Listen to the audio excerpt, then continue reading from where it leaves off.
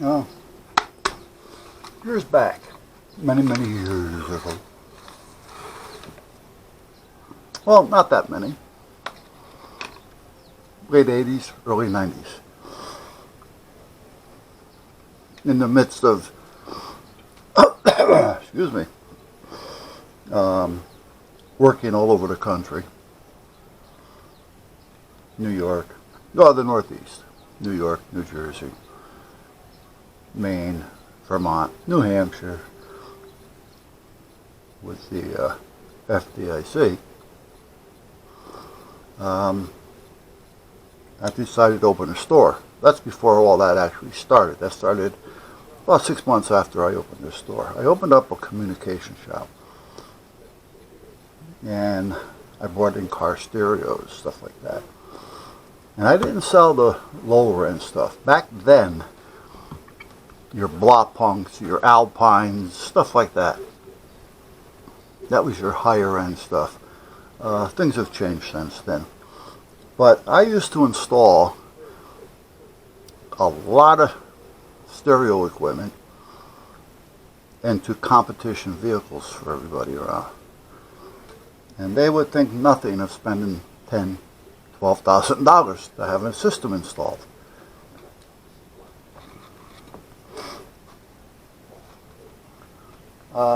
So at that point, you know, you had to give them good product. And you didn't want to have any type of line loss, voltage loss, amp loss when they start to crank it. Because the radio is going to go into distortion sooner or later. The better the radio, the higher you can go on the knob, you know, and in volume before it goes into distortion. A lot of them make it around, maybe if you're lucky, 1 o'clock, 2 o'clock. But around here the competition wasn't cranking it up to see what your decibels were going to be and have nothing but a lot of and you can't hear or understand it. It was what was going to be the cleanest, most understandable, and loudest. And when you start cranking up the amps, bringing that volume up, bringing up those amps in the back, you start drawing more power. So sometimes you need extra batteries. Sometimes you need that extra kick in the alternator. You know, but again, you can have all that. If you haven't got the right wire, forget about it. I would rather have overgauged it than to have it on the money or undergauge. Undergauge can blow something. On the money is something that it wants, but within how many feet? Because you end up with line loss with footage. Mainly, you know, the volts may show the same, but the amperages that it's looking to draw are not going to get through it. The longer it goes, the less it's going to take. So the amp is looking for it, and the line is going, we can't give you any more. Follow me? So anyway,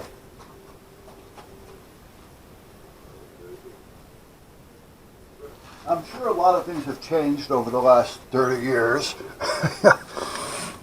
But gauges don't change, and that's how they rate the wires half the time. So I bought this roll power cable, and it tells me that it's 8 gauge, 250 feet of red 8 gauge. And if you look on the wire, every now and then you may find an 8 gauge mark.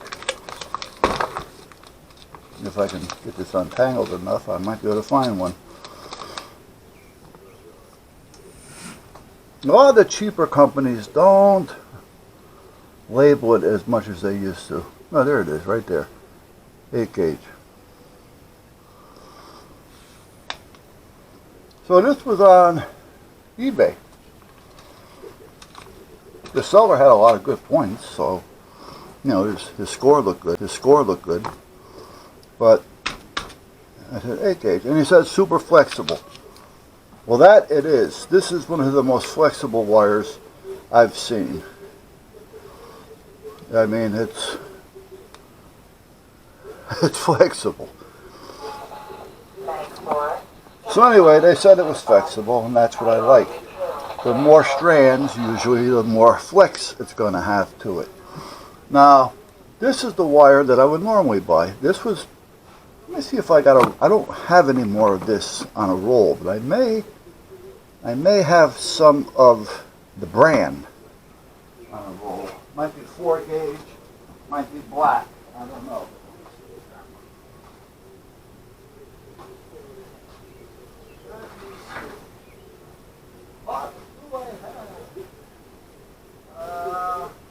There we go.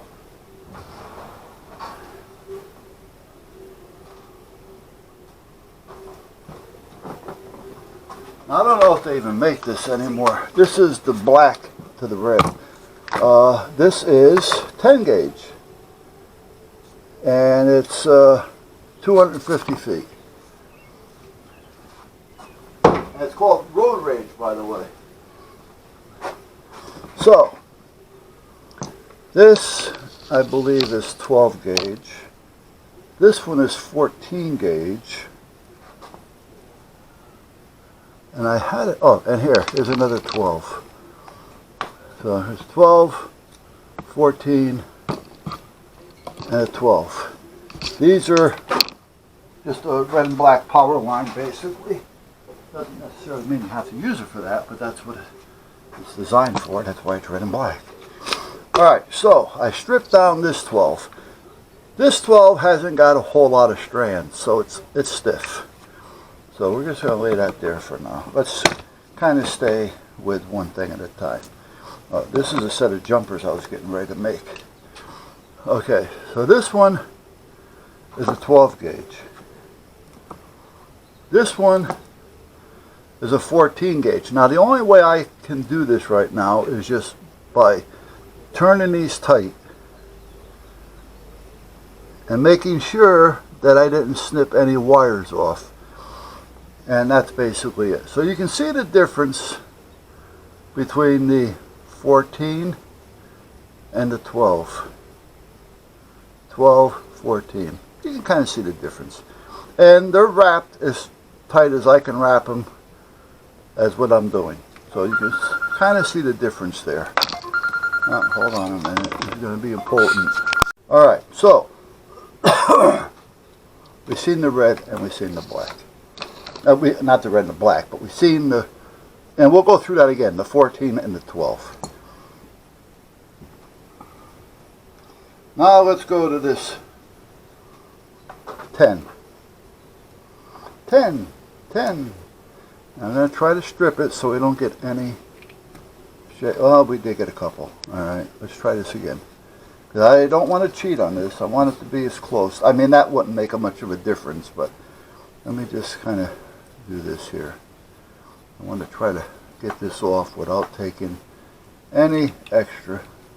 You know what? Let me see if I can just do it this way and then kind of just bend it a little bit.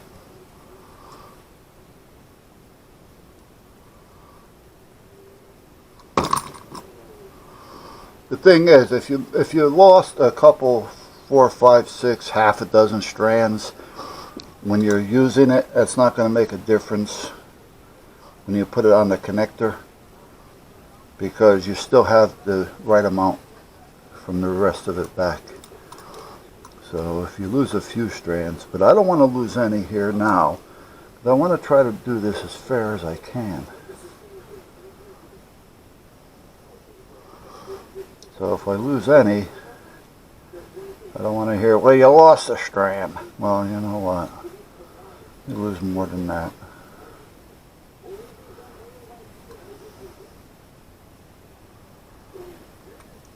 So if you take your time. And on this heavy wire, even the auto strippers don't want to work right. So, you know, they have strippers for this.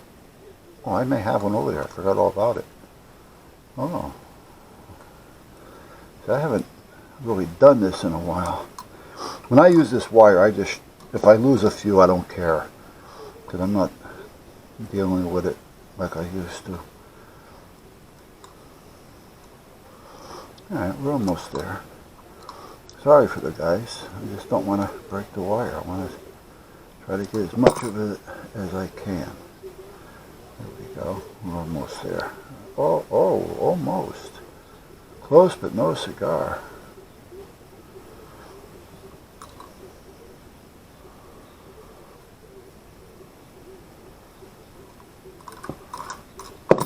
And I don't want to go too far through because I'll end up cutting the wire with the razor blade. Okay. Okay, nothing's coming off it. And you can see that it's all there. Okay. So let's wrap this. Now there are a few strands, as you can see down here, came off between all of them a little bit. But meanwhile, we'll go by the bottom here. You can see that you can't really tell that there's strands missing, but we'll go by the one that's closest to the bottom. So that's a 10. This is that Super Flexel 8 that I bought on eBay. Now let's see if I can get through this one a little bit easier. It seems to be more of a rubbery type material, where the other one is a harder vinyl. Okay, see, that came off with no strands missing because of the material itself. Alright, so now we're going to rub this together nice and tight. Okay, so now let's take the 14. Let's take the 12. Let's take a quality 10 gauge. If I get these all together. And let's take the 8. Now the 8 should be the thickest. Yeah, if I can get all these somewhat together. The 8. Now, compared to the 10, the 8 should be bigger. This is the 8. Ah, see the difference between your cheaper wire and your a little bit more expensive? You don't have to spend a lot of money to get the extra, but sometimes it's worth it. Now, that's the 10. The fat one, rather, is the 10. This is the 8 that's on the roll. This is the 10. This is the 10. The black roll is over there. Same stuff, 10. And you can see the difference right there. That this 8 should be bigger than that. Now, by much, not really, but it should be bigger. You're paying for it. Now let's drop the 10 out of the way and go to 12. Huh, that looks awfully close now, doesn't it? 8, 12. This is the 14. There is a difference, but the difference between that 14 and this supposedly 8 is about the same as between the 14 and the 12. And if we put the 12 together with the 8, they kind of look like the same wire to me anyway. So what do we have? I got 8 gauge that's marked on the wire and on the spool. Yeah. But that's not 8 gauge. So sometimes it's almost like a tire. You can buy a tire. We'll just pick a name, Yokohama. Alright, and you can spend $100 for it, or you can buy that same Yokohama and spend $200 for it. Well, what's the difference? Well, yeah, businesses charge more. However, they have blems. There might be a misspelling on it. There might be the wrong size on the tire. You know, there's something that's not dangerous enough to where you can't use it, but cosmetically, there might be something wrong with it. One of the threads may go left instead of right. You know what I mean? It just doesn't match the rest. It's a blem. Well, same here. They may have run this wire and said, well, okay, it's an 8 gauge, but that's not an 8 gauge, so let's just mark it down so that when the buyer, the distributor buys it, we'll let him know, but the distributor doesn't give a shit. So when he sells it to you, he's going to sell it to you as the way that it's marked here and marked there, because if there's any problems, he can blame it on the manufacturer. So you're basically buying a lower grade, which also means lower grade. So now let's just assume that this was a 8 gauge. Let's just say it was an 8. Well, here's a good 8. If this was an 8, this is a 10. But there you go. I may have this in an 8 gauge. No, I don't think I do, because that's why I ordered this. See the difference? So even if it was 8, and we wanted to assume it was 8, that would be a real 8. Again, this is not. That's not an 8 gauge. You put it up against a 12, that's what you got. Now, I used to buy this wire from a place in California. That's where I bought all the heavy-duty fuses, you know, the giant blade fuses and the giant gold-plated grounding blocks and all that kind of stuff. I still have some of that stuff here. Let me get some of this out of here. So I want to make sure these are the ones. I'm making jumpers out of this side. And I like to make sure my wire is right, especially when I'm making jumpers, because you never know what I'm going to be testing, and I want to make sure if I'm testing it, I'm giving it what it needs. But you've seen that one. And this is the other one. This is the 10 rather. This is the black, which is the same as this one. Oh.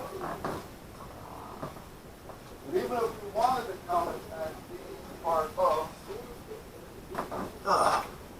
I don't have much of this left, and I don't buy any more because I don't really need it anymore like I used to have it. But those are, you remember seeing those. Some of these fuses have a light in them, so if the fuse blows, the light will light, so you don't have to go nuts trying to find it.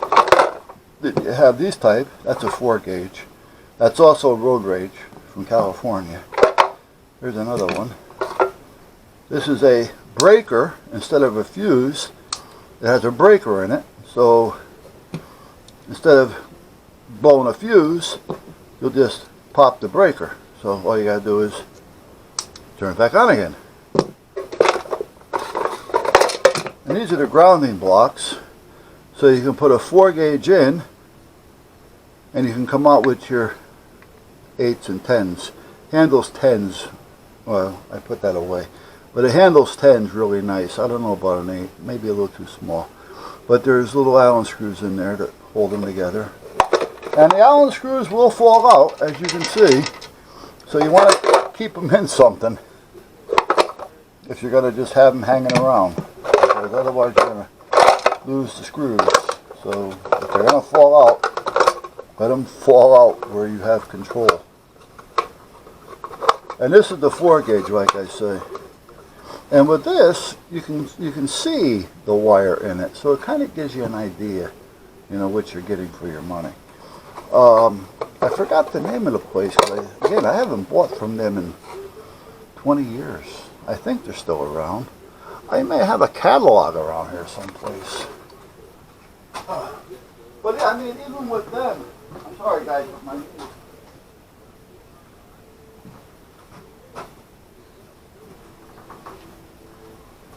this is an old catalog, guys, so I don't even know. Where the hell are they? I think they're in California. Takes a while. Shipping was always a little bit more. But I knew at the time, now we're going back late 80s, early 90s. So at the time, this was a very good company. I haven't bought off of them since maybe 94. 2000. The fuck was that? Anyway, 2009, January 2009 was this catalog. 2009. So that means I must have bought something off them. Alright, maybe I did buy something off them within the last 15 years. Alright, because I wouldn't have had it. Oh, wait a minute. They used to send me a catalog all the time because I used to spend a lot of money with them. The name of the place, by the way, is Micro. M-I-C-R-O, right there. Their phone number's right there. Again, I don't know how they are now because I haven't done business with them. But there's their two phone numbers if you want to zoom in or freeze frame or whatever. Yeah. Yeah, 99 cents back then for those heavy fuse holders. Yeah, I circled it. I must have been getting ready to order them. Now let's flip to the page. Let's flip to the page.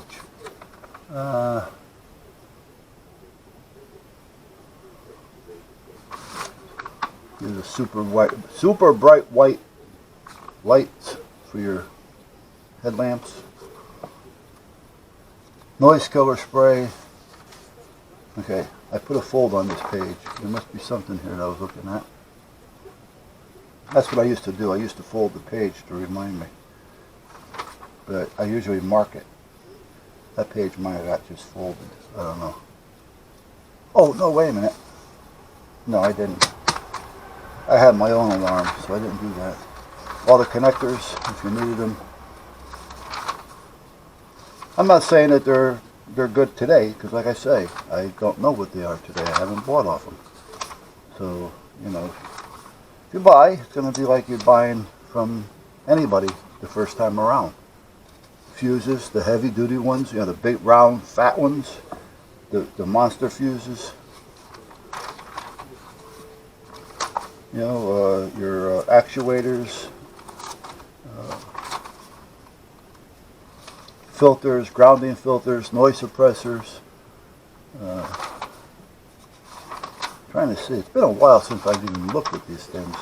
I know if I go through this enough, I'm going to end up finding something. A nibbler, that's for nibbling tin. I did buy one of those. I have that here. But I didn't buy that from them. I don't remember where I bought it, but that's a nibbler for nibbling away on tin, if you want to cut tin. Here's some inline fuse. There's a couple of standard fuse blocks if you want to add. There's your heavy grounding blocks that I just showed you. What were they back then? They were $7.69 each. Or is that for a pair of two? Oh, that's for two. Okay, and then they have other types here. They go right onto the battery. These are all different grounding blocks and fuse holders for the big stuff. And then they have it for the small stuff, but this is all for the big stuff. Again, why did I bend that page? It might have been this. And then they got the better run-of-the-mill of the clips and all that kind of stuff. Again, here's more stuff that goes right to the battery for grounding or power, whatever you want to use them for. Cables, stereo cables, mono cables, insulated cables, shielded cables, little TVs, DVDs, insulation, you know, for your trunks and doors and car, you know, for the sound, because sometimes you want to kind of deaden it. Cameras.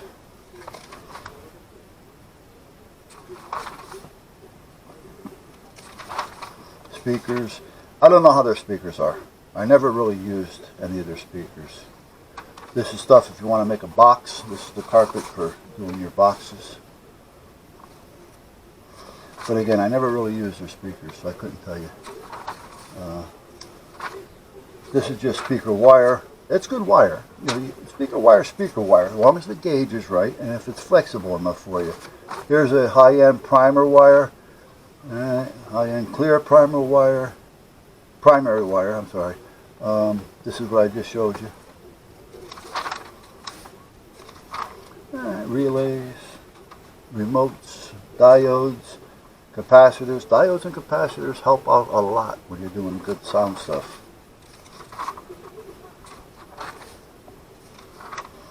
You know, the capacitors and things can help change the tone depending on the value. These are the buttons for car alarms. You open the door, the alarm goes on, stuff like that. These are just push buttons. Some are momentary, some are on, off. These are the little batteries, all that kind of crap. This is a strobe light and siren. I have one of these here. See, when I sold the store, got out of the store, there was a lot of things that I had that was inventoried basically at my house. And I told them about it, but everything was there that they needed. And I didn't have that much anyway, as you can see. And like I say, that's the only reason why I have it. If I need it, yes, I order it. You know, I know it's available. But do I need it just to sit here? I got enough stuff just sitting here. If I was to use it and run out of it, I would probably replenish it because I would want it there if I need it again. Power supplies, safety glasses, cigarette lighter, cord with fuse, hot glue guns, a crimp tool. You put it in, you hit it with a hammer, boom, that's for the big ones. Strips, $6, that's a 6 strip. Drop lights, yeah, they have a little bit of everything, you know, under dash or ceiling mount radio cases, so you can bolt it under the dash or put it over the top. Again, speakers.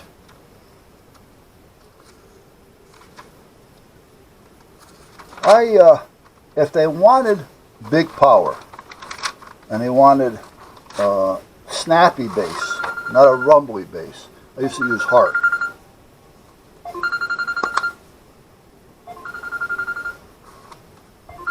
Because I even sold some Harts, 2,000 watt Harts. They were only 15 inches.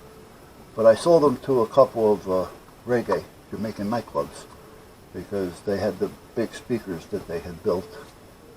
That's another thing. We used to build our own cabinets independent.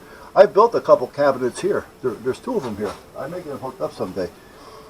The speakers are anywhere from 1.5 inches. There's 2 of them at 1.5 inches, and there's one of them that's 1 inch by maybe 2.5 inches. And the way that the cabinet is made inside, when I turn those on, they sound like I'm listening to a 6-inch. They have a nice sound to them. So anyway, that's that, guys. I figured I'd just let you know. One of the reasons why I just redid this is I was talking about this, not as far as in detail as I just did, you know, but remember I was doing something back there with the wire, and I noticed it and I showed it, but it wasn't, the video wasn't titled The Wire, you know what I mean? The video was more on whatever it was I was doing at the time. So I figured just something to kind of make one quick one on this. Alright,